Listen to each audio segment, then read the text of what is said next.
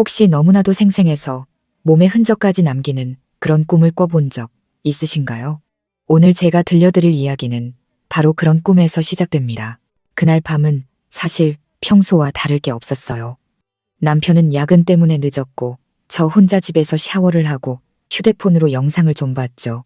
슬슬 졸음이 밀려와서 불을 끄고 잠자리에 들었어요. 그런데 이상하게 눈을 감자마자 주변이 뭔가 이상하다는 느낌이 들었어요. 처음엔 귓가에 들리는 소리였죠. 낮은 숨소리가 방구석에서 들려왔어요. 저는 환청이겠거니 생각하고 몸을 뒤척였어요. 하지만 얼마 지나지 않아 그 소리는 점점 더 선명해졌어요. 이상한 리듬을 가진 마치 어떤 동물이 코로 킁킁거리며 공기 냄새를 맡는 듯한 소리였죠. 저는 불안한 마음에 눈을 떠 주위를 둘러봤지만 밤바람에 커튼이 살짝 흔들리는 것 외에는 아무것도 보이지 않았어요. 방에는 저 말고 아무도 없었죠. 저는 스스로에게 꿈일 거라고 다독이며 다시 눈을 감았어요. 하지만 의식이 흐릿해질 무렵 차가운 감촉이 제 발목에서부터 서서히 기어 올라왔어요. 사람의 손이 아니었어요. 털이 북슬북슬한 가죽 같은 느낌이었죠. 저는 반사적으로 몸을 일으키려 했지만 마치 가위에 눌린 것처럼 몸이 꼼짝도 하지 않았어요. 무거운 그림자가 제 몸을 짓누르고 있었죠. 저는 그게 무엇인지 보려고 애썼어요. 창밖으로 들어오는 희미한 달빛의 의지에 푸른 빛을 내는 한 쌍의 눈동자를 보았죠. 저를 똑바로 응시하고 있었어요. 그건 개였어요. 온몸이 새까맣고 잡티 하나 없는 커다란 개였죠. 보통 개보다 훨씬 덩치가 컸어요. 그 개는 소리 없이 제 몸 위에 떠 있었어요.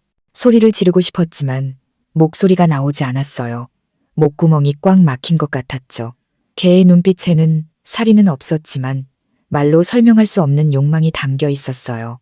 개는 제게 다가와 얼굴과 목을 핥기 시작했어요. 혀의 온도와 귓가에 닿는 숨결까지 느껴졌어요. 저는 발버둥 치려 했지만 손은 도무지 들어 올려지지 않았어요. 마치 제 꿈에 제가 짓눌린 것처럼요. 이어지는 장면은 떠올리고 싶지도 않아요. 하지만 제 몸은 점점 그의 접근을 거부하지 않게 되었어요. 그 느낌은 수치스럽고 끔찍했지만 너무나도 현실적이었죠. 저는 꿈속에서 저항력을 잃고 그 검은 개가 제 몸 위에서 움직이는 대로 내버려 두었어요. 아무 소리도 없었지만 마치 어떤 의식이 제 몸 안에서 펼쳐지고 있는 것 같았어요. 얼마나 지났을까? 검은 개는 갑자기 움직임을 멈추고 제 몸에서 물러났어요. 하지만 그 두 눈만은 여전히 저를 쳐다보고 있었죠. 마치 저를 심판하는 것 같기도 비웃는 것 같기도 했어요. 저는 침대에서 벌떡 일어나 앉았어요. 온몸은 땀으로 흠뻑 젖어 있었고 숨은 가빴죠. 침대 시트는 엉망으로 흐트러져 있었고 다리 사이에는 이상한 뻐근함이 느껴져 차마 아래를 내려다볼 수가 없었어요. 창밖은 이제 막동이 트고 새소리가 들려왔어요. 제 몸을 만져보니 잠옷은 그대로 입고 있었지만 몸의 반응은 거짓말을 하지 않았죠. 저는 침대에 멍하니 앉아 있었어요. 심장은 미친 듯이 뛰고 손발은 차가워졌어요. 그게 정말 꿈이었을까? 저는 스스로에게 몇 번이고 물었어요. 하지만 그날 저녁 뒷마당에서 빨래를 널다가 무심코 고개를 들었을 때 담장 너머 덤불 속에 검은 개 한 마리가 서 있는 것을 보았어요. 털은 칠흑같이 검고 윤기가 흘렀고 눈은 석양 아래서 기이한 빛을 발하고 있었죠. 꿈속의 그 개와 똑같았어요. 개는 꼬리도 흔들지 않고 귀만 쫑긋 세운 채 꼼짝도 않고 서 있었어요. 저는 그 자리에 얼어붙었고 마음속에 모밍한 한기가 스쳤어요. 개는 저를 빤히 쳐다보고 있었죠. 제가 눈을 깜빡이는 순간 개는 사라졌어요. 마치 처음부터 없었던 것처럼요. 저는 뛰쳐나가 찾아봤지만 마당 밖은 텅 비어 있었고 땅에는 발자국 하나 없었어요. 하지만 제 몸은 알고 있었죠. 그가 다녀갔다는 것을요. 그날 밤 저는 침대에 누워 잠을 이룰 수가 없었어요. 꿈을 잊으려고 애썼지만 눈을 감자마자 그 익숙한 숨소리가 또다시 귓가에 들려왔어요.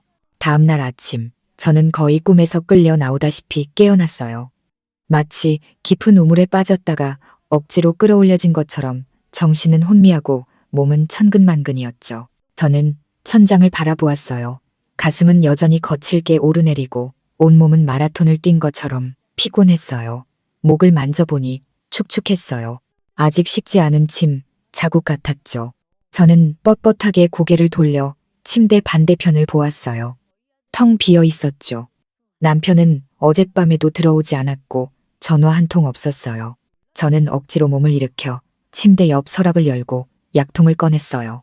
수면제 2알을 물 없이 삼켰죠. 다 꿈이야. 그냥 꿈일 뿐이라고 스스로에게 말했어요. 하지만 이불을 정리하려고 고개를 숙였을 때 손에 무언가 닿았어요. 베개 틈에 끼어 있는 한 줌의 검은 털이었죠. 짧고 뻣뻣해서 사람 머리카락이 아닌 게 분명했어요. 저는 몇 초간 멍하니 있다가 조심스럽게 그 털을 집어들고 한참을 쳐다봤어요. 우리 집은 개를 키우지 않아요. 이웃집 개가 들어온 적도 없고요. 이 털은 어디서 온 걸까요? 저는 옷에서 나온 정전기 때문일 거라고 애써 생각하려 했지만 마음속에 알 수 없는 공포는 점점 커져만 갔어요. 어젯밤 꿈은 너무나도 생생했어요. 조각난 보통의 꿈들과는 달랐죠. 줄거리가 있었고 감촉과 냄새, 심지어 수치심까지 느껴졌어요. 저는 고개를 흔들어 손에 든 털을 털어내고 이불과 베개 씻을 전부 세탁기에 던져 넣었어요. 가장 강력한 세탁 모드로 돌렸죠. 그리고 진한 녹차를 타서 부엌 창가에 앉았어요. 마시면서 계속 뒷마당 쪽을 지켜봤죠. 커튼은 활짝 열어뒀어요. 만약 그 개가 다시 나타난다면 제 눈으로 똑똑히 봐야겠다고 생각했어요. 하지만 오전 내내 아무 일도 일어나지 않았어요. 바람에 벚꽃나무 가지가 흔들릴 뿐 가끔 이웃집 고양이가 담벼락을 넘어 지나갈 뿐이었죠. 저는 맥없이 앉아 이메일 한 통도 답장하지 못했어요. 저녁이 되어서야 남편이 돌아왔어요. 저는 아무렇지 않은 척 부엌에서 그가 가장 좋아하는 닭곰탕을 끓였어요. 식탁에 앉아 무슨 말이라도 꺼내려 했지만 그는 피곤한 얼굴로 몇 숟갈 뜨다 말고는 젓가락을 내려놓았어요. 회사 일이 너무 복잡해서 머리가 터질 것 같아. 밥맛이 없네. 저는 그를 쳐다봤지만 그는 고개를 숙인 채 휴대폰만 보고 있었어요. 손가락은 쉴 새 없이 화면을 넘기고 있었죠. 어젯밤에 어디 있었어? 결국 제가 물었어요. 그는 고개도 들지 않고 대답했어요. 회사에서 야근했어. 갑자기 새 클라이언트랑 미팅이 잡혀서 밤새 못 들어왔어. 회의실에서 잤지. 그는 휴대폰을 내려놓고서야 제 목소리가 이상하다는 걸 눈치챈 듯 했어요. 또 왜 그래? 아무것도 아니야. 저는 고개를 숙이고 국물을 마셨어요. 입안이 짰어요. 간을 잘못 맞춘 건지 아니면 제가 울기 직전이라서 그런 건지 저는 그에게 말할 수 없었어요. 꿈에서 개와 그런 일을 겪었다는 것을. 그리고 꿈에서 깬 후 몸에 침자국과 이상한 느낌이 남아있었다는 것을. 차마 입이 떨어지지 않았어요. 그는 금방 샤워를 하고 침대에 누워 잠이 들었어요. 저는 거실 소파에 앉아 TV를 켰어요. 소리는 아주 작게 해놓고 마치 그렇게 해야만 마음속의 소리를 억누를 수 있다는 듯이요. 자정이 다 되어서야 저는 불을 끄고 조용히 방으로 들어가 남편의 옆에 누웠어요. 그는 이미 옅은 코를 골며 잠들어 있었죠. 저는 그의 잠든 얼굴을 보며 문득 낯설다는 느낌을 받았어요. 저는 눈을 감고 억지로 마음을 비우려 했어요. 하지만 몇 분도 채 지나지 않아 그 익숙한 느낌이 다시 돌아왔어요. 귓가의 숨소리, 발치의 서늘함, 그리고 짐승의 비린내 같은 냄새가 이불 속으로 서서히 스며들었어요. 눈을 뜨고 싶었지만 몸은 전혀 움직이지 않았어요. 눈꺼풀은 마치 꿰매놓은 것 같았죠. 저는 분명히 누워있다는 걸 알았지만 아무것도 할 수 없었어요. 그 차갑고 거친 감촉이 다시 제 다리를 휘감았어요. 제 손가락은 이불 밑에서 경련을 일으키며 발버둥 치려 했지만 보이지 않는 힘에 꼼짝없이 짓눌려 있었어요. 그 개가 또 온 거예요. 꿈속에서 저는 그가 제 앞에 서 있는 것을 보았어요. 입과 코에서는 김이 피어오르고 푸른 눈은 전날 밤처럼 저를 뚫어져라 쳐다보고 있었죠. 이번에는 서둘러 다가오지 않고 제 주위를 한 바퀴 돌았어요. 마치 가장 좋은 각도를 고르는 것처럼요. 저는 꿈속에서 눈물을 흘렸어요. 눈물이 뺨을 타고 흘러내렸죠. 제 굴욕감과 공포를 느낄 수 있었지만 몸은 마법에 걸린 것처럼 다시 그 차가운 감촉에 사로잡혔어요.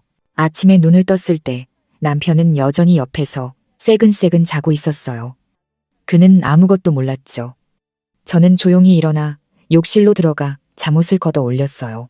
허벅지 안쪽에는 또다시 붉은 자국이 나 있었어요. 마치 핥거나 씹힌 듯한 흔적이었죠. 그 순간 저는 드디어 두려워지기 시작했어요. 더 이상 의심이 아니라 공포였죠. 꿈이 이렇게 현실적일 리가 없어요. 저는 어쩌면 영원히 깨어나지 못할지도 모른다는 생각이 들었어요. 그날 아침 저는 억지로 일어나 아침 식사를 준비했어요. 하지만 남편은 서둘러 몇 입 먹고는 아침 회의에 가야 한다며 가방을 메고 나갔죠. 저는 부엌문 앞에 서서 그의 뒷모습이 철문 밖으로 사라질 때까지 바라보았어요. 평소처럼 조심해서 가라고 말하지도 않고 그저 멍하니 서 있었죠. 온몸의 기운이 다 빠져나간 것 같았어요. 누군가와 이야기하고 싶었어요. 이런 꿈을 다른 사람도 꾼 적이 있는지 그냥 확인이라도 하고 싶었죠. 하지만 누구에게 말할 수 있겠어요. 밤마다 검은 개에게 짓눌리는 꿈을 꾸고 한 번 한 번이 더 선명하고 수치스러워진다고 말할 순 없잖아요. 제가 미치지 않았더라도 남들은 저를 미친 사람 취급할 거예요. 저는 익명 인터넷 커뮤니티에 글을 써보려 했어요. 왜 계속 같은 꿈을 꿀까요? 꿈에 검은 개가 나오는데 저한테 하지만 다 쓰기도 전에 지워버렸어요. 이런 이야기는 입 밖으로 내는 순간 지는 거니까요. 그날 저는 회사에 가지도 외출하지도 않고 집에서 멍하니 있었어요. 가끔 집안일을 했지만 무슨 일을 하든 제 머릿속은 꿈의 조각들로 산산이 부서져 있었죠. 특히 제 몸. 심리적인 건지 제 몸에도 변화가 시작된 것 같았어요. 아직 초봄인데도 땀이 자주 났고 특히 밤에 깼을 때는 이불이 축축하게 젖어 있었어요. 허리도 점점 더 뻐근해져서 아침에 일어날 때 무릎을 짚어야 겨우 설 수 있었죠. 화장실에 갔다가 생리가 늦어지고 있다는 걸 알았어요. 서랍 속 달력을 보며 날짜를 세어보니 벌써 9일이나 늦었어요. 저는 거울 앞에 서서 옷을 들추고 아랫배를 살며시 만져보았어요. 특별히 부풀어 오르진 않았지만 피부에 열감이 느껴졌죠. 그냥 스트레스가 너무 심해서 몸에 이상이 온 걸 거라고 생각했어요. 그날 저녁 저는 마침내 용기를 내어 남편에게 말을 걸었어요. 그가 퇴근하고 돌아왔을 때 슬리퍼를 내어주고 수건을 챙겨주고 저녁상을 차려주었죠. 모든 것이 평소와 같았어요. 나 요즘 꿈에 자꾸 개가 나와. 저는 아무렇지 않은 척 말했어요. 커다란 검은 개인데 너무 생생해서 좀 무서워. 그는 반찬을 집던 손을 멈췄지만 그저 하고 말았어요. 꿈은 믿는 거 아니야. 그런데 매일 밤 나와. 저는 테이블에 손을 짚고 목소리를 낮춰 말했어요.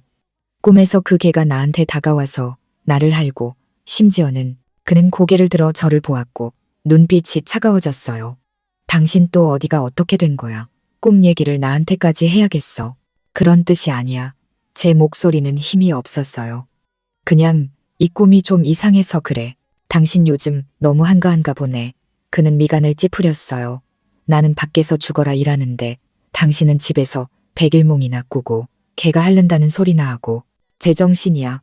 그의 목소리가 높아졌어요. 저는 어리둥절했죠. 그는 예전엔 이러지 않았어요. 적어도 제게 이렇게 짜증내지는 않았죠.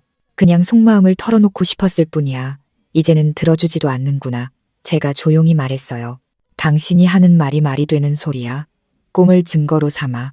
그럼 내가 꿈에서 전지현이랑 연애하면 당신이 가서 전지현 뺨이라도 때릴 거야. 그는 비웃으며 젓가락을 내려놓았어요. 다 먹었어. 샤워하러 갈게. 부엌은 조용해졌어요. 저는 그가 거의 손도 대지 않은 닭곰탕을 보며 입맛을 잃었어요. 저는 그저 누군가가 저를 믿어주길 바랐을 뿐인데 단 한 번이라도요. 하지만 그는 더 이상 제가 알던 그 사람이 아니었어요. 그는 제 꿈에도 제 공포에도 심지어 저라는 사람 자체에도 관심이 없었어요. 그는 그저 이 저녁 식사를 빨리 끝내고 휴대폰을 보고 샤워하고 잠자리에 들고 싶을 뿐이었죠. 저는 소파에 앉아 그가 욕실로 들어가는 뒷모습을 보았어요. 물소리가 들려왔지만 저는 마치 투명한 상자 안에 갇힌 것 같았어요. 소리는 들어오지 않고 제 마음도 나갈 수 없었죠. 그날 밤 그는 샤워를 마치고 눕자마자 코를 골기 시작했어요. 저는 천장을 바라보며 억지로 눈을 감지 않으려 버텼지만 몸이 너무 피곤해서 결국 깊은 잠에 빠져들었어요. 익숙한 숨소리가 다시 귓가에서 들려왔어요. 저는 또 그 꿈에 빠졌다는 걸 알았죠. 이번에 검은 개는 즉시 달려들지 않았어요. 그는 먼저 침대 주위를 천천히 몇 바퀴 돌더니 남편이 자는 쪽으로 뛰어올라 그의 잠든 몸 냄새를 맡았어요. 제 심장이 쿵 내려앉았어요. 그를 부르고 싶었지만 입조차 벌릴 수 없었죠. 검은 개는 남편의 얼굴 앞에서 멈춰 코를 킁킁거리더니 흥미를 잃은 듯 다시 저를 쳐다보았어요. 그의 눈빛은 갑자기 불쾌해 보였어요. 그는 낮게 으르렁거렸죠.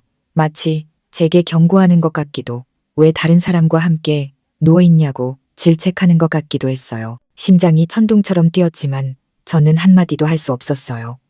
그는 천천히 제 몸 위로 기어 올라왔어요. 으르렁거리며 제 뺨을 핥았죠. 그 소리는 벌을 주는 것 같기도, 소유권을 주장하는 것 같기도 했어요. 저는 눈을 질끈 감았고 눈물이 눈꼬리를 타고 하염없이 흘러내렸어요. 저는 이미 꿈과 현실을 구분할 수 없었어요. 날이 밝았을 때 제 손은 여전히 떨리고 있었어요. 손바닥에 밴 옅은 땀을 보며 손끝이 미세하게 떨리는 것을 느꼈죠. 마치 밤새 꿈속에 그 검은 개가 여전히 제 몸 위에 떠 있는 것 같았어요.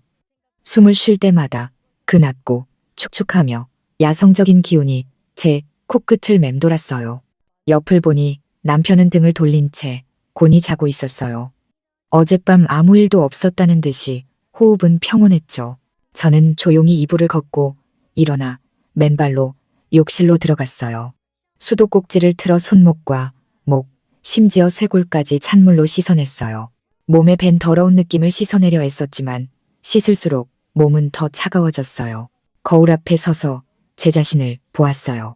얼굴은 점점 낯설어졌죠.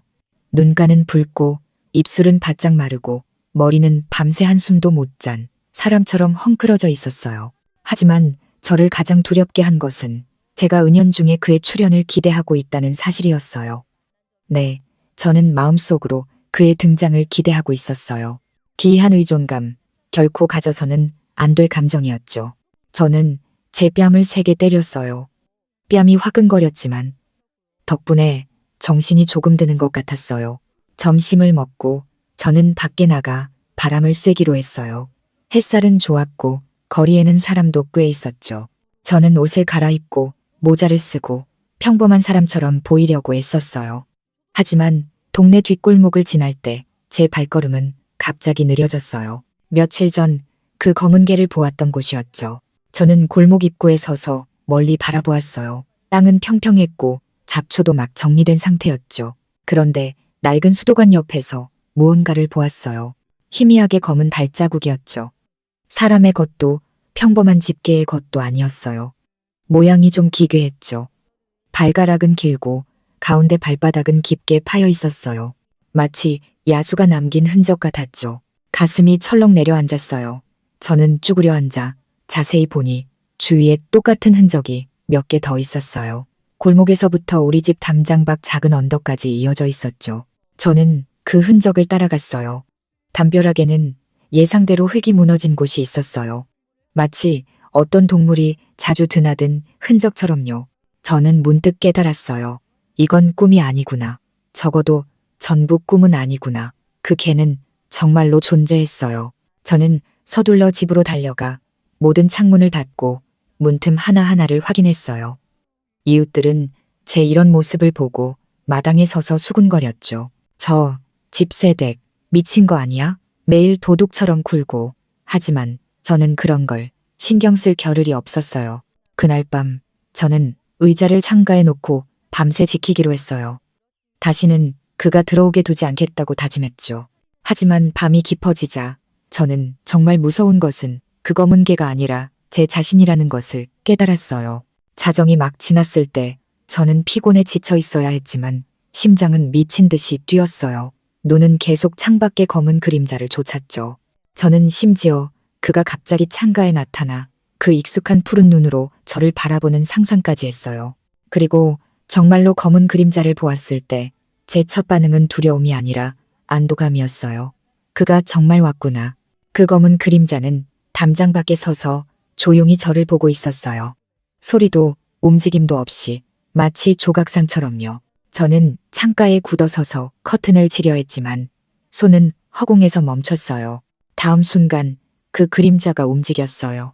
그는 가볍게 담장을 뛰어넘어 소리 없이 착지했죠. 마치 한 줌의 검은 안개처럼요. 소리를 지르고 싶었지만 아무 소리도 낼 수 없었어요. 그는 천천히 제 창문 앞으로 다가와 유리를 사이에 두고 저를 보았어요. 코끝을 창문에 대자 옅은 김이 서렸죠.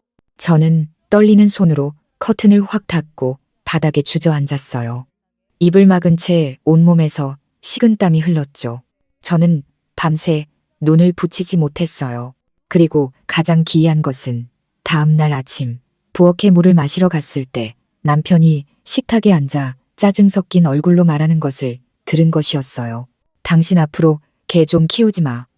밤새 마당에서 뛰어다녀서 한숨도 못 잤잖아. 저는 손을 떨어 주전자를 놓칠 뻔했어요. 당신 그게 봤어? 제가 쉰 목소리로 물었어요. 보진 못했어. 듣기만 했지.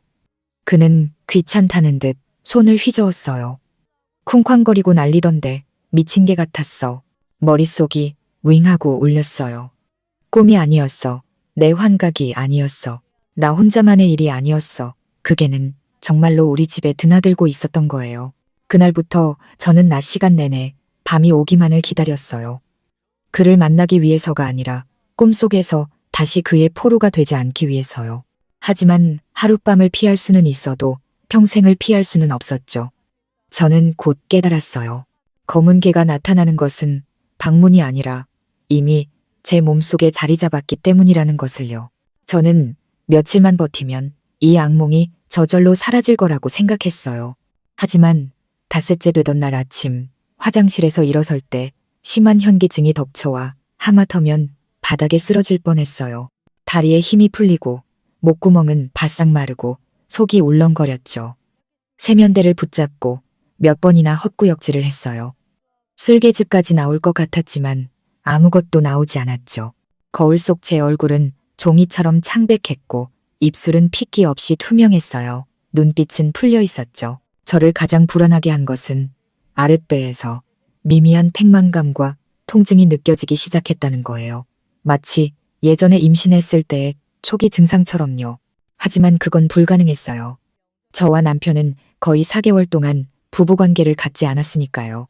설령 그랬다 해도 제가 임신한 사실조차 모를 리가 없죠.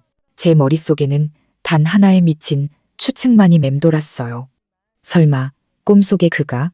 저는 고개를 저으며 더 이상 생각하지 않으려 했어요. 오전에 저는 억지로 몸을 추슬러 병원에 갔어요. 제가 자주 가던 작은 산부인과였죠.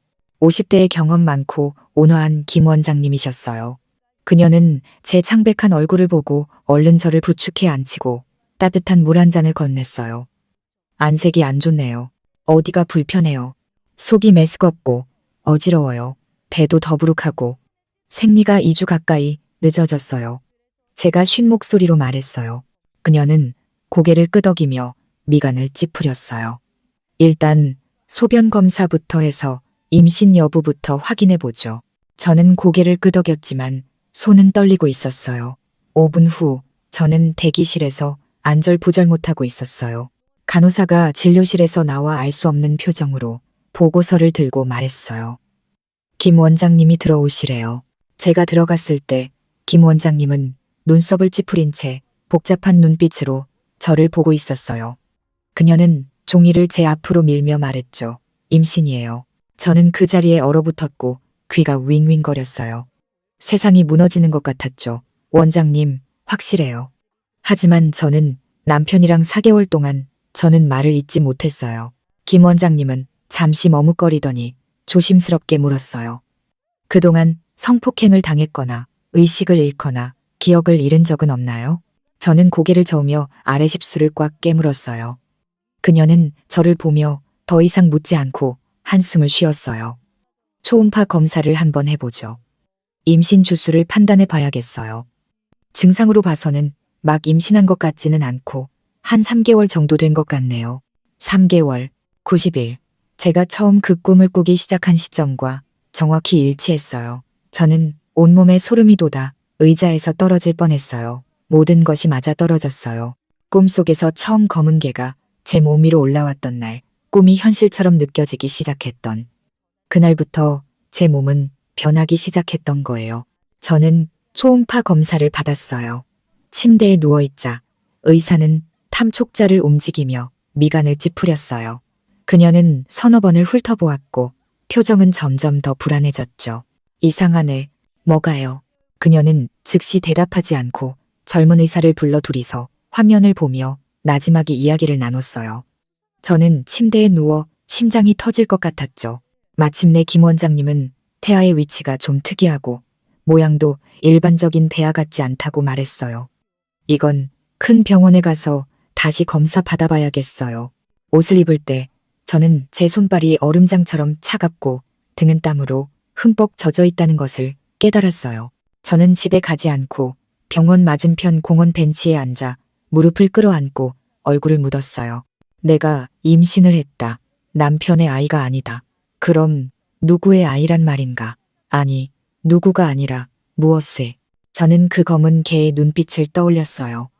매일 밤 저를 덮치던 그의 숨결, 그리고 역겹지만 벗어날 수 없었던 그 꿈을요. 저는 제가 더 이상 사람이 아니라고 느끼기 시작했어요.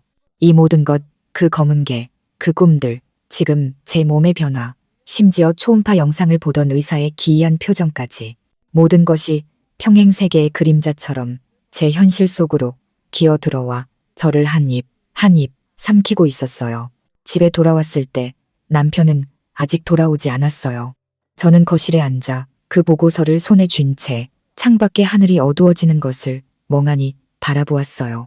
어둠이 조금씩 내리고 바람이 커튼을 흔들고 벽시계는 째깍째깍 소리를 내며 마치 카운트다운을 하는 것 같았어요. 자정이 되기 전 저는 뒷마당 철문이 찰칵하고 가볍게 열리는 소리를 들었어요. 저는 움직이지 않았어요. 그가 왔다는 것을 알았죠. 이번에는 꿈이 아니었어요. 그는 정말로 돌아왔어요. 제 몸이 그의 후손을 성공적으로 잉태했는지 확인하러 온 것이었죠. 그날 밤 저는 잠들지 않았어요. 제 말은 눈은 계속 뜨고 천장을 응시하며 창밖의 작은 소리에도 귀를 기울이고 있었다는 뜻이에요. 하지만 몸은 통제 불능 상태로 침대에 굳어 있었죠. 마치 보이지 않는 쇠사슬에 묶인 것처럼요. 저는 그가 또 왔다는 걸 알았어요. 꿈도 환각도 아니었죠. 어둠 속에 실제하는 그였어요. 저는 모든 문과 창문을 확인하고 자물쇠도 바꾸고 심지어 담벼락에 석회가루까지 뿌렸는데 그가 어떻게 들어왔는지 알 수 없었어요. 그는 마치 그런 장애물 따위는 신경 쓰지 않는다는 듯 다른 차원에서 온 존재 같았죠. 새벽 2시쯤 마침내 익숙한 소리가 들렸어요. 타닥, 타닥, 발바닥이 타일 바닥을 딛는 소리였죠. 느리고 묵직한 발걸음이 하나하나 제 심장을 밟고 지나가는 것 같았어요. 저는 고개를 돌려 문 쪽을 보았지만 그의 그림자는 보이지 않았어요. 희미한 불빛 아래 문틈 너머는 복도의 어둠뿐이었죠. 하지만 저는 그가 거기 있다는 걸 알았어요. 어둠 속에서 저와 마주 보고 있었죠. 그는 서두르지 않았어요. 마치 시험하는 것 같기도 기다리는 것 같기도 했죠. 갑자기 그의 낮은 숨소리가 바로 귓가에서 들렸어요. 저는 소스라치게 놀라 돌아보았지만 아무것도 없었어요. 하지만 등골은 순식간에 차가운 기운에 휩싸였죠. 말로 표현할 수 없는 공포이자 너무나 익숙한 온도였어요. 왜 나를 선택했어? 제가 어떻게 용기를 내어 이 말을 했는지 모르겠어요. 당연히 아무 대답도 없었죠. 하지만 다음 순간 제 머릿속에서 안개처럼 그러면서도 또렷하게 한 목소리가 울려 퍼졌어요. 너는 무리에서 가장 약하지만 가장 외로운 자였으니까. 저는 온몸을 떨었어요. 그 목소리는 제 목소리가 아니었어요. 기억 속 어떤 목소리와도 달랐죠. 하지만 그건 분명히 제 머릿속에 존재했어요. 언어도 공기도 필요 없이 마치 그와 저 사이에 이미 설명할 수 없는 연결이 생긴 것처럼요. 나더러 그걸 낳으라는 거야? 제 입술은 바싹 마른 채 떨렸어요. 그 목소리가 다시 울렸어요. 이건 축복이자 속죄다. 무슨 속죄? 저는 미친 사람처럼 소리쳤어요. 하지만 그는 더 이상 대답하지 않았죠. 저는 온몸이 차갑게 식어 바닥에 주저앉았어요. 두 손으로 배를 감쌌죠. 공포 때문인지 아니면 기이한 본능 때문인지 모르겠지만 저는 뱃속에서 무언가가 미세하게 꿈틀거리는 것을 똑똑히 느꼈어요. 그 움직임은 인간의 태동과는 달랐어요. 마치 어떤 동물의 발톱이 제 살과 피를 긁는 것 같았죠. 저는 비명을 지르며 배를 감싸쥐었어요. 얼굴이 새하얗게 질려 거의 기절할 뻔했어요. 아침 햇살이 커튼을 뚫고 들어왔을 때 집안은 고요했어요. 저는 제가 아직 살아있다는 사실을 믿을 수 없었죠. 저는 천천히 몸을 일으켜 가장 먼저 욕실로 달려가 잠옷을 확 걷어 올리고 거울 속 제 자신을 보았어요. 아랫배는 어제보다 더 눈에 띄게 부풀어 올라 있었죠. 저는 배를 쓰다듬었어요. 갑자기 말로 표현할 수 없는 감정이 밀려왔어요. 기쁨도 공포도 아닌 원시적인 연결감이었죠.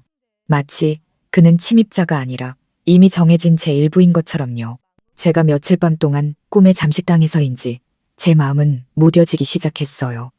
저는 심지어 인간의 임신 과정이 어떠해야 하는지 조차 잊기 시작했죠. 제가 아는 것은 매일 아침 깨어날 때마다 제 배가 조금씩 커지고 몸이 제가 알지 못하는 신호를 보낸다는 것뿐이었어요. 졸음, 빛에 대한 공포, 이명, 그리고 몽유병. 네, 저는 몽유병을 앓기 시작했어요. 부엌에서 깨어난 적도 있고 거실 바닥에서 깨어난 적도 있었죠. 심지어 한 번은 잠옷 차림으로 뒷마당에 서 있는 저를 발견했어요. 발바닥은 축축한 흙으로 젖어 있었죠.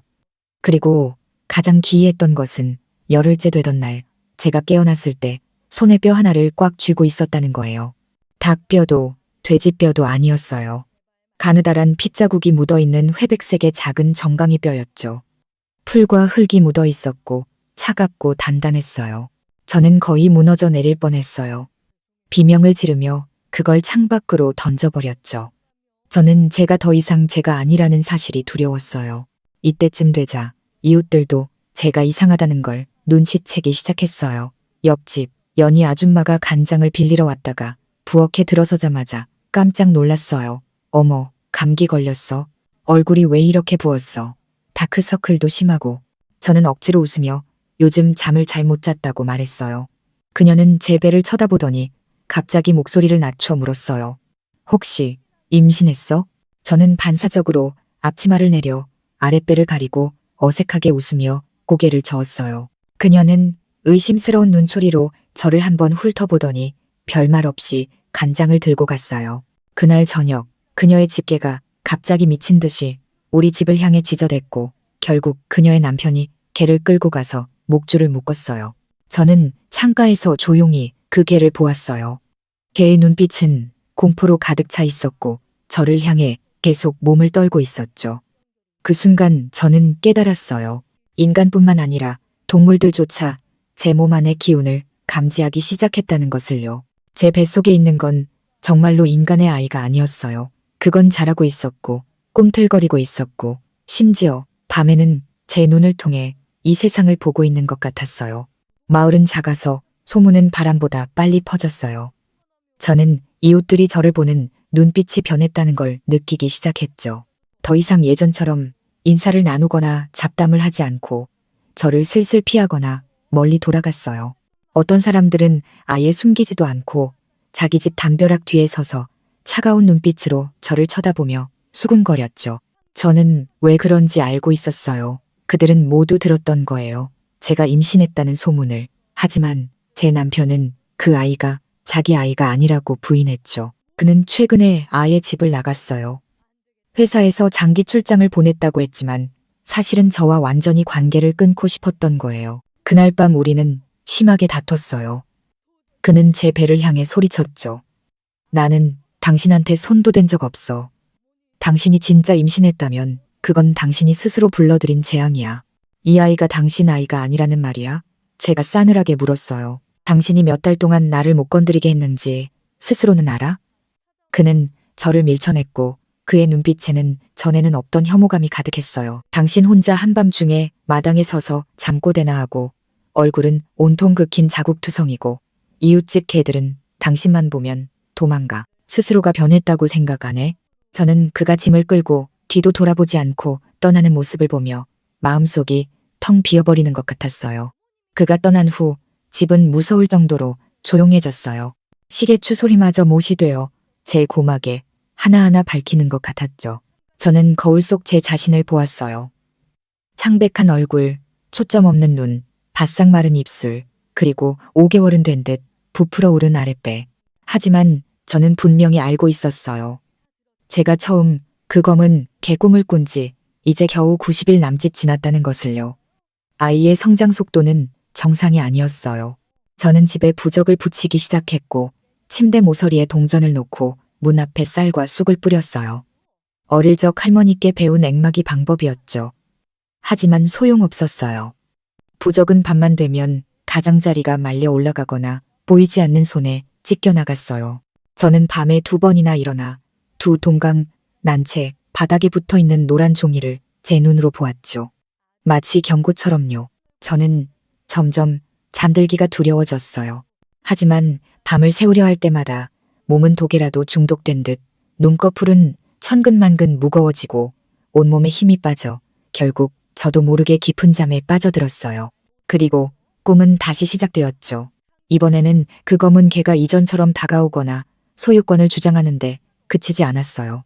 그는 제 곁에 서서 인간과 비슷한 방식으로 말을 했어요. 그의 입은 움직이지 않았지만 제 머릿속에는 그의 목소리가 또렷하게 들렸죠. 너는 이미 내가 선택한 자다. 이 태아는 그들을 위한 달이다. 저는 온몸이 굳어 이가 딱딱 부딪혔어요. 그들, 이 누군데? 네가 본 것은 이 세상에 있는 나의 껍데기일 뿐. 그는 천천히 다가왔어요. 그의 눈빛에는 무수한 악의와 다정함이 뒤섞여 있었죠. 진정한 우리는 땅 밑에서 천년을 잠들어 있었다. 문을 열어줄 자를 기다리며 저는 그의 말을 이해할 수 없었어요. 그는 제 귓불을 부드럽게 핥았어요. 그의 혀는 차갑고 축축했으며 흙과 비린내가 났죠. 그리고 네가 바로 그 문이다. 저는 꿈에서 비명을 지르며 깨어났어요. 숨이 차서 거의 기절할 지경이었죠. 침대 머리맡을 보니 커튼이 살짝 움직이고 있었고 공기 중에는 축축하고 썩은 흙냄새가 진동했어요. 마치 누군가 비 오는 밤에 오래된 무덤을 파헤친 뒤 그 기운을 제 방에 남겨두고 간 것 같았죠. 저는 화장실로 달려가 10분 동안 토했어요. 심지어 검은 점액질 몇 가닥을 토해냈죠. 손가락으로 만져보니 미끌미끌하고 약간의 쇠맛이 났어요. 저는 문득 깨달았어요. 아이가 저를 먹고 있다는 것을. 그날 밤 저는 멀리 포항에 계신 어머니께 전화를 걸었어요. 저는 낮은 목소리로 물었죠. 엄마, 어렸을 때 개요계에 대한 이야기 들어본 적 있어? 전화기 저편은 한동안 조용했어요. 갑자기 그건 왜 묻니? 어머니의 목소리는 긴장되어 있었죠. 그냥 듣고 싶어서. 저는 온 힘을 다해 목소리를 평온하게 유지했어요. 어머니는 마침내 입을 열었어요. 목소리는 마치 복도를 스치는 바람처럼 낮았죠. 우리 고향에서는 그런 걸 믿었지. 예전에 마을 동쪽 끝에 사는 처녀 하나가 그랬어. 밤마다 검은 개에게 짓눌리는 꿈을 꾼다고 하더니 나중에는 미쳐버렸지. 그러다 배가 불러오더니 임신했다고 했어. 그런데 낳은 아이가 사람이 아니었어. 제 심장은 차갑게 식어버렸어요. 그 후에는요. 제가 작은 목소리로 물었어요. 어머니는 즉시 대답하지 않았어요. 한참 후에야 말했죠. 그 처녀는 출산 후 사흘 만에 우물에 몸을 던져 죽었어. 그 어미가 무당을 불러 사흘 밤낮으로 구슬하고 그 애가 낳은 것을 불태워 재로 만들었지. 하지만 그 후로 마을 전체가 편치 않았어. 그 해에 마을 개 7마리가 죽고 두 집 아이가 실종됐지. 네, 아버지는 나더러 너한테 이런 얘기 하지 말라고 했어. 그런 건 들어서도 안 된다고. 말하면 부정한 것이 꼬인다고. 저는 수화기를 든 채 온몸이 얼음장처럼 차가워지는 것을 느꼈어요. 아무 말도 할 수 없었죠. 너 무슨 일 있는 거니? 어머니의 목소리가 갑자기 높아졌어요. 말해봐. 너 혹시 무슨 꿈이라도 꾼 거야? 저는 전화를 끊었어요. 온몸이 차가웠죠. 인정하고 싶지 않았지만 그날 밤부터 저는 태동 소리를 듣기 시작했어요. 평범한 임산부의 배에서 나는 가벼운 움직임이 아니었어요. 자국 내 벽을 발톱으로 긁는 소리가 선명하게 들렸죠. 마치 무언가가 안에서 기어오르는 것 같았어요. 어느 날 밤 저는 침대에 엎드려 서럽게 울고 있었는데 갑자기 배 한쪽이 불룩 튀어나왔어요. 높게 솟아올랐죠. 마치 안에 있는 것이 발톱으로 제 피부를 뚫고 억지로 밀어내는 것 같았어요. 저는 반사적으로 손을 댔고 튀어나온 피부 아래에서 꾸르륵 꾸르륵 하는 소리가 들렸어요. 마치 끓어오르는 진흙탕에서 거품이 이는 소리 같았죠. 저는 마침내 깨달았어요. 제가 임신한 것은 아이가 아니라 그들의 세계로 통하는 문이라는 것을. 저는 더 이상 인간이 아니었어요. 저는 그릇이 되었죠. 그날 밤 저는 검은 개의 눈을 꿈꿨어요. 더 이상 푸른 빛이 아니었어요. 숯불 깊은 곳의 기름 한 방울처럼 끈적하고 뜨겁고 분노로 가득 찬 핏빛이었죠.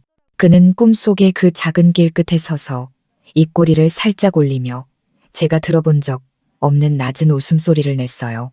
비웃는 것 같기도 저를 부르는 것 같기도 했죠. 하지만 이번에 그의 뒤는 어둠이 아니었어요. 문이었죠. 끝이 보이지 않을 정도로 높은 문.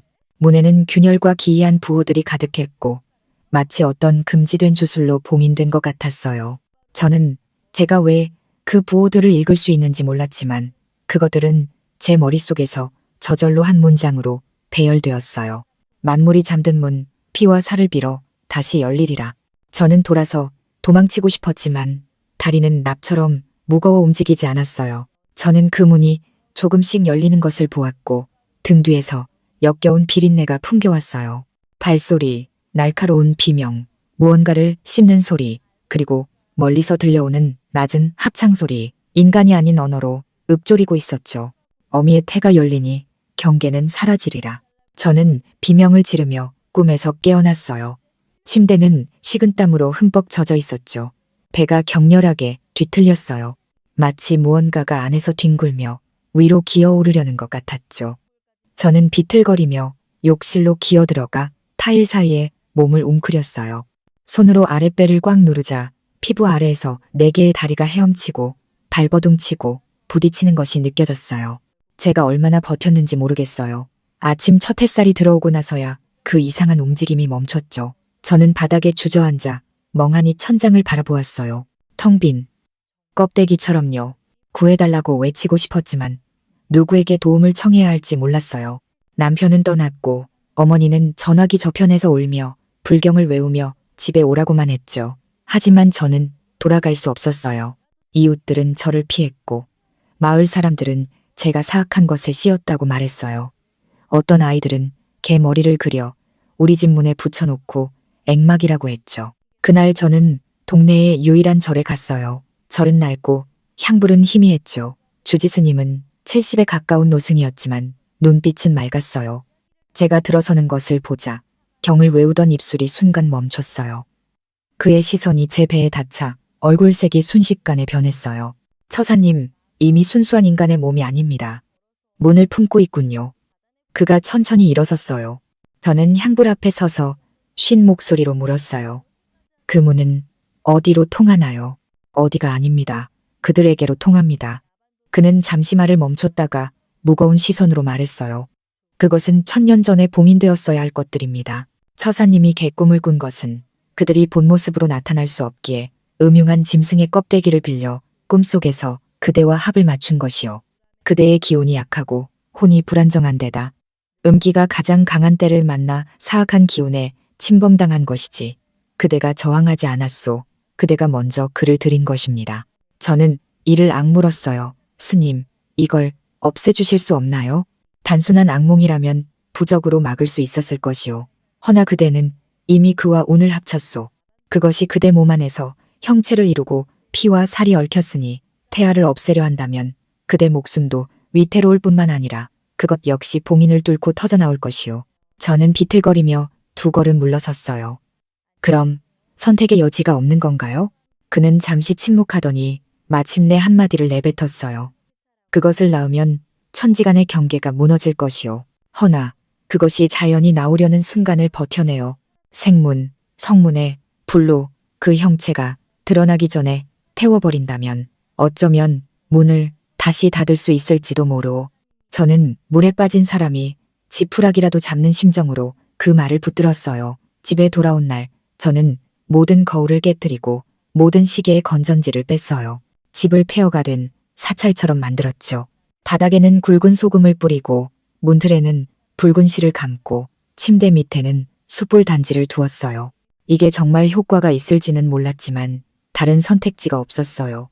날이 갈수록 제 배는 8개월 된 임산부처럼 부풀어 올랐지만 제가 무엇을 품고 있는지는 아무도 몰랐죠. 마을에는 저에 대한 험한 소문이 더 많이 돌았어요. 제가 귀신에 씌었다거나 작은 귀신을 키운다는 말까지 나왔죠. 심지어 대담한 아이들은 문 밖에서 검둥개 아줌마, 개 산책시켜요 라고 외치기도 했어요.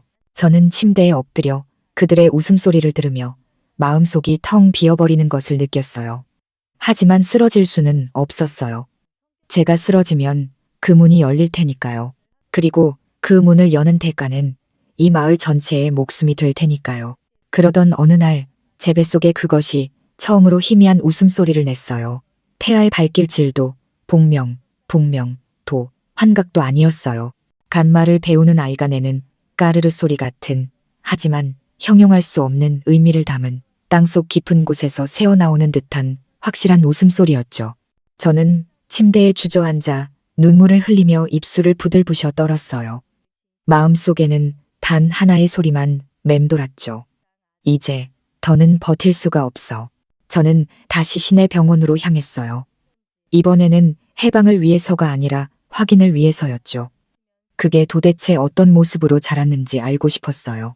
간호사는 제 배 크기를 보고 즉시 산부인과 과장을 불렀어요. 40대쯤 되어 보이는 남자 의사는 제 기록을 보며 의아한 듯 물었어요. 예정일 기록이 제대로 안 되어 있네요. 몇 개월이시죠? 저는 낮은 목소리로 아마 3개월일 거예요 라고 말했어요. 그는 잠시 멈칫하더니 고개를 들어 저를 몇 초간 쳐다보고는 웃었어요.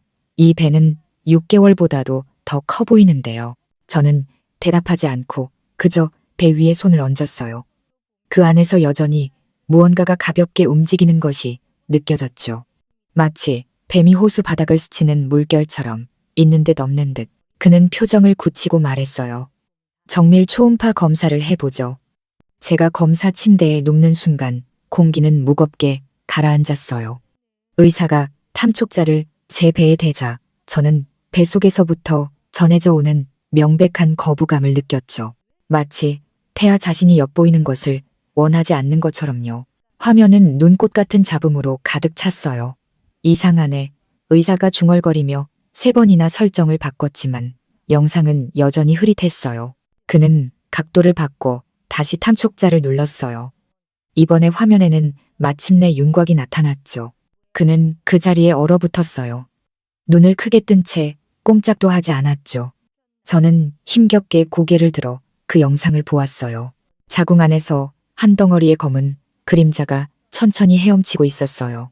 몸통은 흐릿했지만 머리는 일반 태아보다 2배는 컸죠.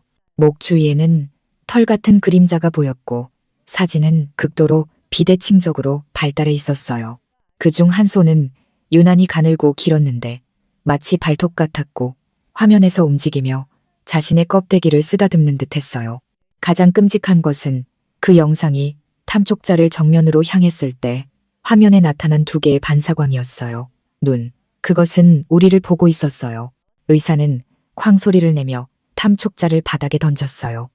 의자가 뒤로 밀리며 그는 병 모퉁이에 주저앉았죠. 그는 입술이 하얗게 질리고 2 손을 떨며 이건 사람이 아니야, 사람이 아니야 라고 되뇌었어요. 간호사가 문을 열고 들어와 그 광경을 보고는 겁에 질려 얼굴이 하얘졌어요. 그녀는 의사에게 달려가 무슨 일이냐고 계속 물었죠. 의사는 넋나간 채 한마디만 내뱉었어요. 경찰 불러. 이 여자 뱃속에 있는 건 아이가 아니야. 살아있는 그것이야. 저는 천천히 침대에서 일어나 옷을 추슬렀어요. 이상할 정도로 침착했죠. 울지도 말하지도 않았어요. 의사는 바닥에 주저앉아 있었고 간호사는 울면서 도움을 요청하는 벨을 눌렀어요. 저는 묵묵히 검사실을 걸어 나왔어요. 복도의 사람들은 제 불룩한 배를 보고는 겁에 질려 길을 비켜주었죠. 저는 뒤돌아보지 않았어요. 그날 저녁 저는 택시를 타고 집으로 돌아왔어요. 운전기사는 60에 가까운 노인이었는데 제 배를 보고 조심스럽게 물었어요. 몇 개월이세요? 저는 웃으며 말했죠.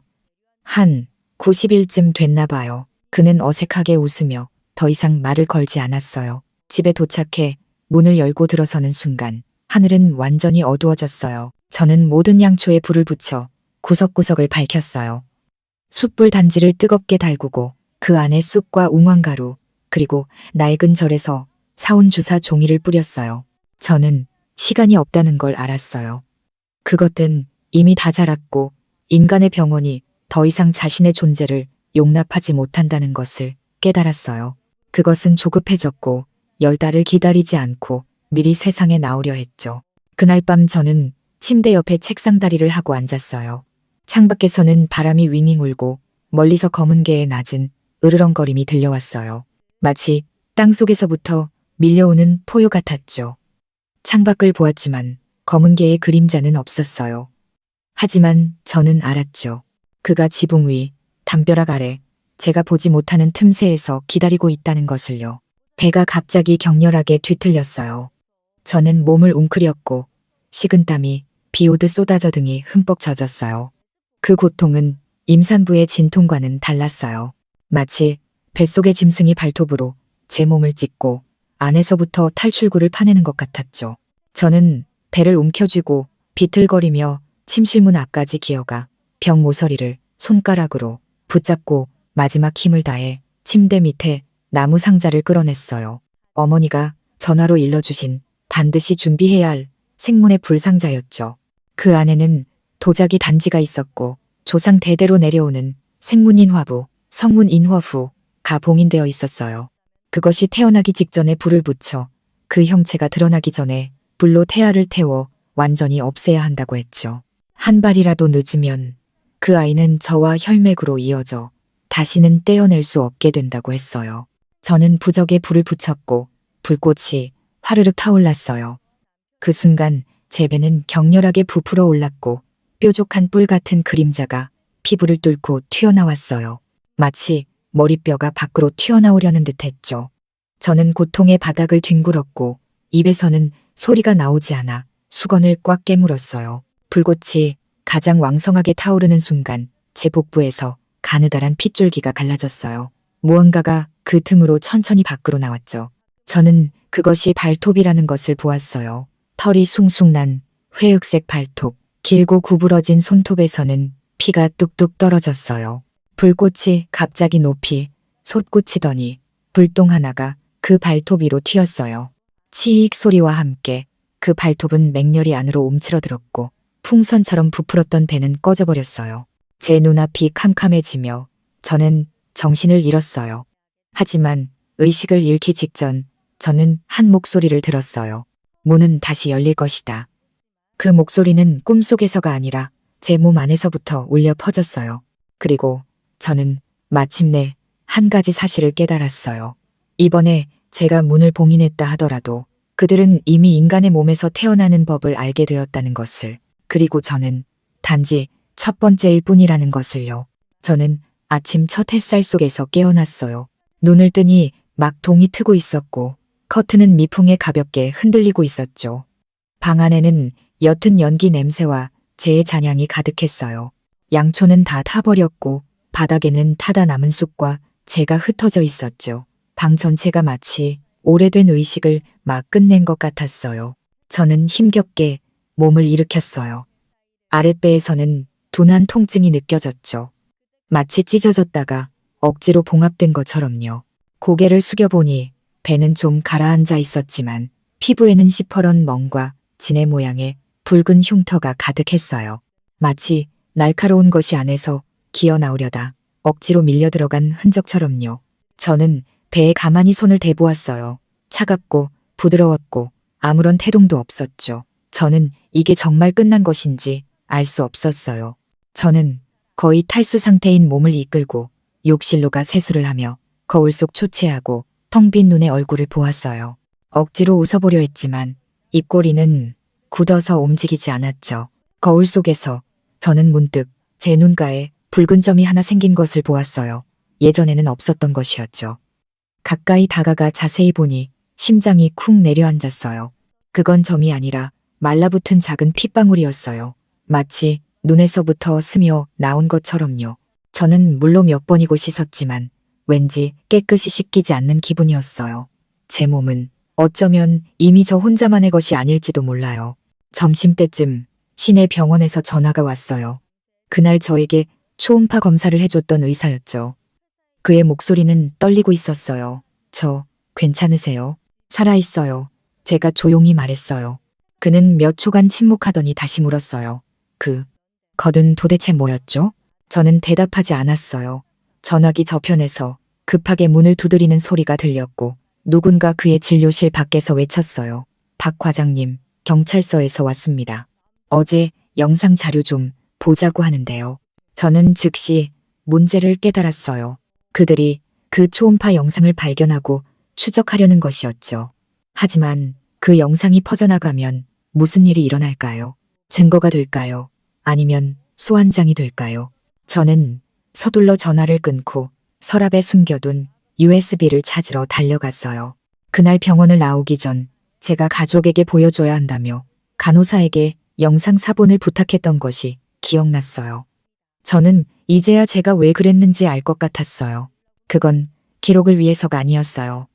그건 증거였죠. 저는 그 USB를 꺼내 손바닥 위에 조용히 놓여 있는 것을 보았어요. 마치 제가 닫으려 했던 그 문으로 통하는 열쇠 같았죠. 저는 몇 초간 망설이다가 그것을 숯불단지 안으로 던졌어요. 불꽃이 플라스틱 껍데기를 삼키자 톡 쏘는 매캐한 냄새가 났고 칩이 탁 소리를 내며 터지자 모든 것이 고요해졌어요. 저는 긴 한숨을 내쉬었어요. 마치 어떤 저주가 마침내 풀린 것처럼요. 하지만 제가 몸을 돌려 떠나려 할 때 집 밖에서 갑자기 익숙한 개 짖는 소리가 들렸어요. 멍멍멍. 저는 멈춰 서서 창가로 다가갔어요. 이웃 연희 아줌마네 개가 문 앞에서 우리 집을 향해 미친 듯이 짖고 있었죠. 털은 곤두서고 꼬리는 다리 사이에 말려 있었어요. 극도로 겁에 질린 모습이었죠. 가슴이 철렁 내려앉았어요. 저는 그 영상을 태웠고 가장 끔찍한 밤을 견뎌냈고 생문의 불로 그의 탄생을 막았어요. 그런데 왜 개는 여전히 짖는 걸까요? 저는 고개를 돌려 집안을 둘러보았어요. 창문은 닫혀 있고 숯불은 식었고 부적은 다 탔어요. 모든 것이 정상처럼 보였죠. 하지만 제가 다시 낡은 전신 거울 앞을 지날 때 저는 저도 모르게 발걸음을 멈췄어요. 거울 속에는 잠옷을 입은 피곤한 얼굴에 제 모습이 비쳤어요. 하지만 다음 순간 저는 그 자리에 굳어버렸죠. 제가 고개를 돌렸는데도 거울 속에 저는 움직이지 않았어요. 그는 방금 전의 자세를 그대로 유지한 채 꼼짝도 않고 저를 바라보고 있었어요. 그리고 입꼬리가 기이한 각도로 서서히 벌어지며 미소를 지었죠. 온몸에 털이 쭈뼛었어요. 저는 뒤로 한 걸음 물러섰죠. 쩍하고 거울 속 제 얼굴에 가느다란 금이 갔어요. 왼쪽 눈에서부터 마치 유리가 날카로운 것의 안에서부터 베인 것처럼요. 이어서 그 균열은 계속해서 퍼져나갔어요. 눈에서 입꼬리로 목덜미에서 배까지 거울 속 나의 배가 서서히 부풀어 올랐어요. 그날 밤에 저처럼요. 배는 한 뼘 한 뼘 커지고 부풀고 꿈틀거리고 뒤틀렸어요. 저는 그의 배에서 손톱이 발톱이 튀어나오는 것을 똑똑히 보았어요. 하나, 둘, 셋. 제 몸속에 있던 그것의 복제품이었죠. 그는 죽지 않았어요. 단지 자리를 옮겼을 뿐이었죠. 거울 속에 나는 천천히 고개를 들어 검은 개와 똑같은 푸른 눈으로 저를 보며 입을 벌려 나지막이 웃으며 말했어요. 문 하나를 닫는다고 모든 문을 닫을 순 없지. 나는 너니까. 쨍그랑 거울이 깨졌어요. 파편이 사방으로 흩어지고 빛이 바닥에서 춤을 췄어요.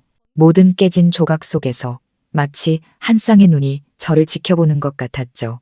저는 바닥에 주저앉아 머리를 감싸고 울기 시작했어요. 저는 그가 여전히 제 안에 있다는 걸 알았어요. 그는 죽지도 떠나지도 않았어요. 그는 단지 잠들었을 뿐이에요. 그리고 저는 임시적이고 보잘것없는 줄다리기에서 이겼을 뿐이었죠. 그날 밤 이후 저는 미쳐버렸어요. 침실에서는 더 이상 자지 않고 거실 바닥에 대충 잠자리를 만들었죠. 낮에는 조용히 앉아있고 밤에는 명상하며 제 안에 그와 미묘한 균형을 유지했어요. 저는 살아있는 봉인이 되었죠. 하지만 저는 알아요. 진짜 끝은 아직 오지 않았다는 것을. 그는 다시 깨어날 거예요. 사건이 있고 석 달이 더 지났어요. 제 배는 더 이상 부풀지 않고 오히려 천천히 원래대로 돌아갔어요. 겉으로 보기에는 저는 순조롭게 산후 회복을 한 여자 같았죠. 마을 사람들은 점차 저에 대한 이야기를 하지 않았고 연희 아줌마네 걔도 더 이상 저를 보고 짖지 않았어요. 이웃들은 심지어 다시 인사를 건네며 안색이 좋아졌다고 말했죠. 하지만 그들은 몰라요. 그건 단지 껍데기일 뿐 교묘하게 위장된 막 아래 무엇이 숨겨져 있는지를요. 그것을 아는 건 저뿐이었어요. 저는 여전히 그의 목소리를 들어요. 매일은 아니지만 며칠 밤에 한 번씩 그는 제 몸 깊은 곳에서 속삭임을 띄워보내죠. 그 목소리는 꿈속에서 들려오는 것 같기도, 귓가에 속삭이는 것 같기도, 심장에 부는 미품 같기도 해요. 우린 아직 끝나지 않았어. 그 불의 고통을 잊을 때쯤, 내 스스로가 정상이라고 믿게 될 때쯤 나는 다시 돌아올 거야. 이 몸은 원래 너만의 것이 아니었으니까. 그는 더 이상 예전처럼 폭발하거나 저를 물어뜯으려 하지 않아요. 대신 끈기 있고 세심하게 저를 감싸고 있죠. 마치 서두를 것 없는 오랜 연인처럼요. 가끔 저는 제가 그를 너무 그리워하는 건 아닌지, 그 지배당하고 꿈이 삼켜지고 영혼이 발버둥치는 무력한 상태를 너무 그리워하는 건 아닌지 헷갈려요. 비인간적인 힘에 완전히 소유당하는 그 느낌. 분명 끔찍했지만 사람을 홀리는 무언가가 있었죠. 저는 어쩌면 그가 제게 임신보다 더 깊고 근절할 수 없는 어떤 낙인을 남긴 게 아닌가 의심하기 시작했어요. 저는 시내 정신과에 가서 검사를 받았어요. 의사는 제 이야기를 듣고는 다정하게 웃으며 제가 산후 스트레스 증후군이라고 말했어요. 심지어 수면제까지 처방해줬죠. 저는 먹지 않았어요. 그게 전혀 소용없다는 걸 알았으니까요. 저는 제가 인간이 아닌 아이를 임신했다고 생각하는 게 아니었어요. 저는 정말로 그를 낳을 뻔했으니까요. 그 의사는 친절하게도 제게 물었어요. 이런 경험들을 글로 써보는 건 어떠세요? 일종의 자기 치유 방법이 될 수 있거든요. 저는 대답하지 않았지만 그는 무심코 저를 일깨워 주었어요. 그래서 저는 이 모든 것을 쓰기 시작했어요. 지금 이렇게 한 글자 한 글자 기록하고 있죠. 다른 이유 때문이 아니에요. 단지 이 모든 것이 환각이 아니었다는 것을 제 자신에게 상기시키기 위해서예요. 그 밤들의 검은 개 숨소리, 꿈속에 부적이 가득한 대문, 몸속을 기어다니던 발톱, 거울 속에 귀신 같은 미소, 그리고 바닥에 주저앉았던 의사의 비명까지 모두 실제로 일어났던 일들이에요. 이 기억이 저의 마지막 봉인이에요. 제가 잊지 않는 한 그는 저를 완전히 통제할 수 없어요. 하지만 그럼에도 불구하고 이것이 일시적인 승리일 뿐이라는 걸 알아요. 왜냐하면 꿈을 통해 와서 배를 빌려 태어나려 했던 그 존재는 사라지지 않았으니까요. 그는 단지 어두운 구석으로 밀려났을 뿐이에요. 그는 기다리고 있어요. 제가 긴장을 풀기를, 제가 있기를. 어쩌면 제가 늙고 쇠약해져 더 이상 저항할 힘이 없는 그날을 기다리고 있는지도 몰라요. 가끔 저는 꿈을 꿔요. 제가 병상에 누워 온몸에 튜브를 꽂고 눈은 생기를 잃은 꿈을요. 간호사가 병실을 나간 후 병실 등은 갑자기 깜빡거리고 그러다 그가 와요. 저의 늙은 껍데기를 뒤집어 쓰고 저의 늙은 목소리로 다시 그 푸른 눈을 뜨죠. 저의 모든 것을 다시 차지하는 거예요. 이제 내가 깨어날 차례다. 꿈은 항상 이 말과 함께 끊어져요. 저는 꿈에서 깨어나 식은땀으로 등을 적신 채 입가에 미소를 머금고 있어요. 자발적인 미소가 아니라 입꼬리가 저절로 찢어지는 듯한 그런 미소죠. 마치 그가 제 몸 안에서 한 뼘 더 기어 올라온 것처럼요. 저는 이 길고 긴 악몽이 언제 끝날지 혹은 끝날 가능성이 있기나 한 건지 모르겠어요. 하지만 한 가지는 알아요. 만약 어느 날 당신도 계속해서 같은 꿈을 꾸기 시작한다면, 꿈에 항상 푸른 눈에 검은 개가 나타난다면, 그가 당신 곁에 떠다니며 당신의 얼굴과 목을 할고 심지어 당신과 얽힌다면 부디 기억해 주세요. 당신이 첫 번째가 아니며 마지막도 아닐 가능성이 높다는 것을요. 왜냐하면 문은 잠시 닫혔을 뿐 그 개는 아직 인간 세상을 떠돌고 있으니까요. 다음 그릇을 기다리며 바로 당신을요. 이상으로 오늘 영상의 모든 내용이었습니다. 혹시 관심 있는 주제가 있다면 댓글로 남겨주세요.